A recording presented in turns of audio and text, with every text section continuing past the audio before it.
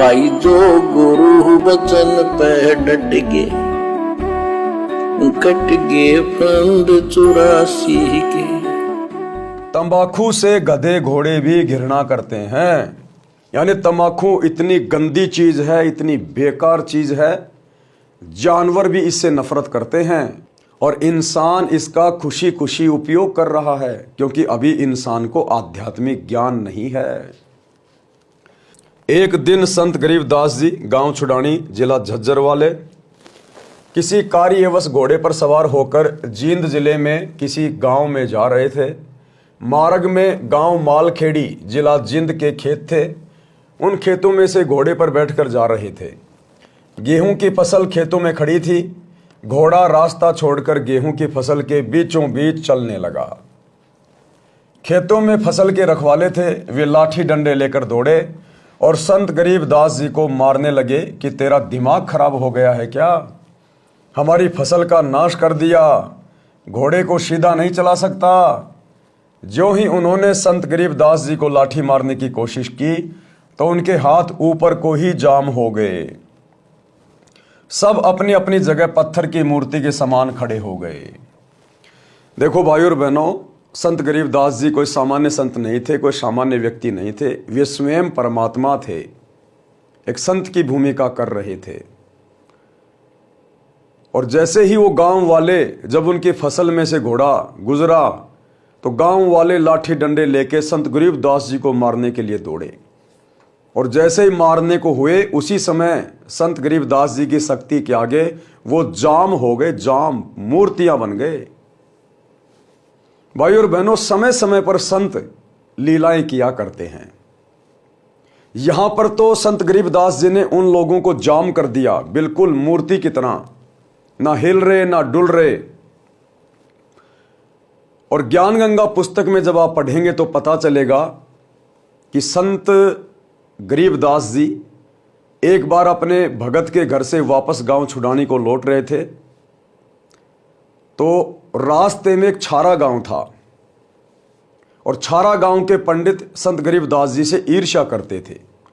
तो छारा गांव के सरपंच छाजू राम जी को गांव वालों ने बहका दिया और सरपंच जी ने संत गरीबदास जी के साथ में बदतमीजी की। संत गरीबदास जी को गोला लाठी लगा दी, गोला लाठी। यानी देसी भाषा में कहें तो संत गरीबदास जी को मुर्गा बनाकर और उनके दोनों पैरों के बीच में हाथों में एक डंडा फंसाकर और रस्सी से बांध दिया, जिसमें बहुत ज़्यादा पीड़ा होती है, और बहुत ज़्यादा बदतमीजी की, मार पिटाई की। संत गरीबदास जी कुछ नहीं बोले। उसके बाद उनको छोड़ दिया गया। वे चुपचाप अपनी बैलगाड़ी को लेकर और गांव छुडानी आ गए। तो भाइयों और बहनों, संत देश काल और परिस्थिति के अनुसार अपनी लीला करते हैं।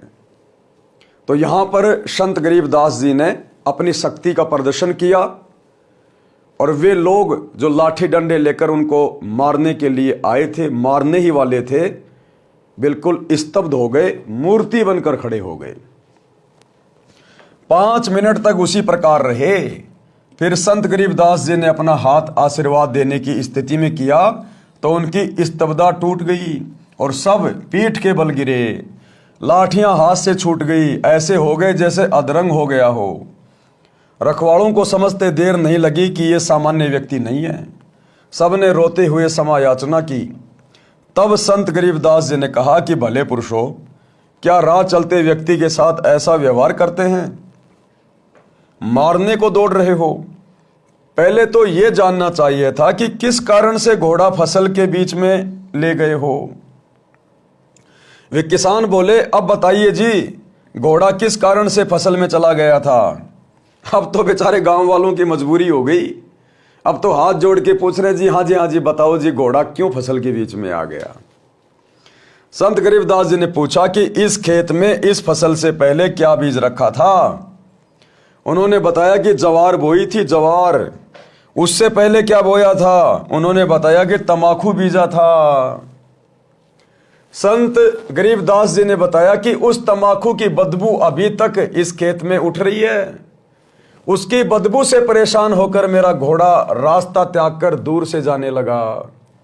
उस तमाकू को आप पीते हो, आप तो पशुओं से भी गए गुजरे हो।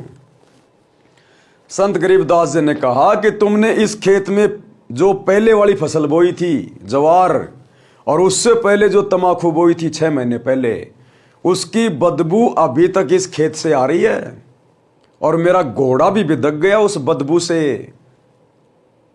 और भाई तुम लोग उस तमाकू को रोज पीते हो, तुम तो जानवर से भी गए गुजरे हो, जानवर से भी गए गुजरे जो लोग तमाकू का सेवन करते हैं।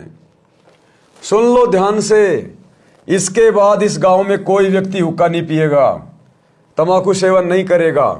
यदि आज्ञा का पालन नहीं हुआ तो गांव को बहुत हानि हो जाएगी। उस समय तो सबने हाँ कर दी। संत के चले जाने के पश्चात बोले कि भर लेना हुक्टी। जब होकटी यानी छोटा हुक्का भरने लगे तो हाथ से चिलम छूटकर फूट गई। दूसरी होकटी की चिलम लाए, वह भी हाथ में ही चूर चूर हो गई। खेत में जितनी होकी थी सब टूट गई, चिलम भी फूट गई। भाई और बहनों, आने वाले समय में बिल्कुल यही होगा। हमने इतिहास से शिक्षा लेनी है। आज भी धरती पर वही समरस शक्ति सतगुरु रामपाल जी के रूप में प्रकट है, वही कबीर परमात्मा है। और इनका एक एक वचन सत्य होगा जो इन्होंने अपने सत्संगों में कह दिया या पुस्तकों में लिख दिया।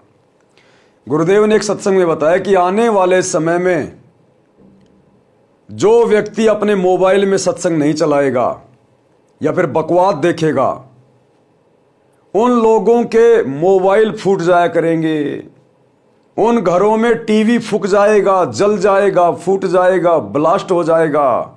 जिन घरों में सतगुरु रामपाल जी के सत्संग नहीं चलेंगे, जो लोग फिल्में देखेंगे, धारावाहिक देखेंगे, मैच देखेंगे, उनके घरों में परमात्मा की शक्ति से उनके टीवी फूट जाया करेंगे।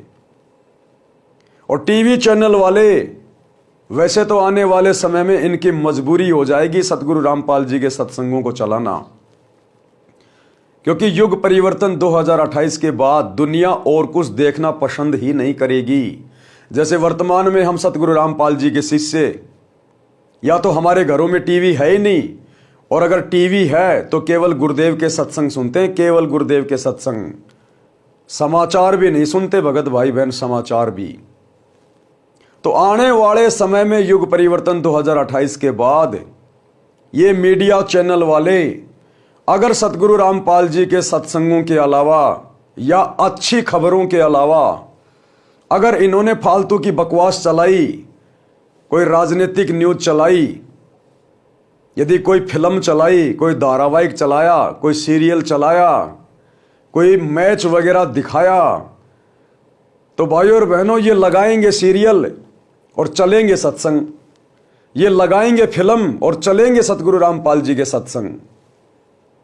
और अंत में इनकी मजबूरी हो जाएगी सत्संगों को चलाना, क्योंकि ये उपकरण, ये सोशल मीडिया, ये टीवी, इंटरनेट, मोबाइल, ये विज्ञान, ये सतगुरु रामपाल जी ने इंसान को बुद्धि देकर शुरू करवाई है। ये वैज्ञानिक उपकरण सतगुरु रामपाल जी ने बनवाए हैं, इस कबीर भगवान ने इंसानों को बुद्धि देकर। तो आने वाले समय में सतगुरु रामपाल जी की समर्थता के आगे ये तुम्हारी विज्ञान भी घुटने टेकेगी। जिस प्रकार गरीबदास जी ने कह दिया था कि आज के बाद कोई हुक्का नहीं पिएगा, उन्होंने सोचा कि उसने ऐसे कह दिया होगा। गांव में आके जैसे हुक्का भरने लगे, वो चिलम टूट गई, फूट गई। खेतों में जो हुक्के रखे थे वो टूट गए, फूट गए। तो इसी प्रकार आने वाले समय में यदि टीवी चैनलों पर कुछ चलेगा तो सत्संग चलेगा, नहीं तो लोगों के घरों में टीवियों में आग लग जाएगी, ब्लास्ट हो जाएंगे। ये संत का वचन है, साध वचन पलटे नहीं, पलट जाए ब्रह्मांड। दूसरी होकटी की चिलम लाए, वो भी हाथ से ही चूर चूर हो गई। खेत में जितनी होकी थी सब टूट गई, चिलम भी फूट गई। रखवाले डर गए कि उस संत की लीला है। गांव गए तो गांव के सब हुक्के टूट गए, चिलम फूट गई। पूरे गांव में हड़कंप मच गया, भय का वातावरण हो गया। रखवाले गांव में आए तो कारण का पता चला। उस दिन के पश्चात गांव में वर्तमान तक हुक्का यानी तंबाकू सेवन कोई नहीं पीता। गांव का नाम है मालखेड़ी। हरियाणा के मालखेड़ी गांव में आज भी आप लोग जाके देख सकते हैं। और वो लोग यही कहेंगे कि भाई आदरणीय गरीबदास जी ने हमारे को हुक्का ना पीने का आशीर्वाद दे रखा है। उस गांव में गुरुदेव ने बताया यदि कोई रिश्तेदार आ जाता है तो वो लोग अपनी तरफ से हुक्का भर के नहीं देते, दूर से पकड़ा देते हैं, इशारा कर देते हैं। उस गांव में आज भी भय है और उस गांव के व्यक्ति हुक्का नहीं पीते हैं। हुक्का पीने वाले कहते हैं कि ले मेरे पास कड़वा तंबाकू है। यानी जो लोग नशा करते हैं, हुक्का पीते हैं, वो आपस में जब बैठ जाएंगे हुक्के के चारों तरफ तो कहेंगे ले मेरे वाला तंबाकू कड़वा है, ये वाला भर ले, ये वाला पी ले। तो परमात्मा कहते हैं नादानो, आज तुम भक्ति ना करके जो परमात्मा का विधान तोड़ रहे हो, इस मनुष्य जन्म का दुरुपयोग कर रहे हो, ये हुक्का पी रहे हो, नशा कर रहे हो, कड़वा कड़वा तंबाकू पी रहे हो। कल को जब ये शरीर छूटेगा, धर्मराज के दरबार में जाओगे, यम के दूत तुम्हारे मुंह में मूतेंगे, तुम्हारे मुंह में, और कहेंगे ले भाई तू तो कड़वा कड़वा पीने का शौकीन है ना, ले अब ये पेशाब पी तू, अब तेरी इच्छा पूरी की जाएगी यहां पर। भाई जो गुरु बचन पे डट गए, कट गए फंद 84 के, कट गए फंद 84 के, कट गए फंद 84 के।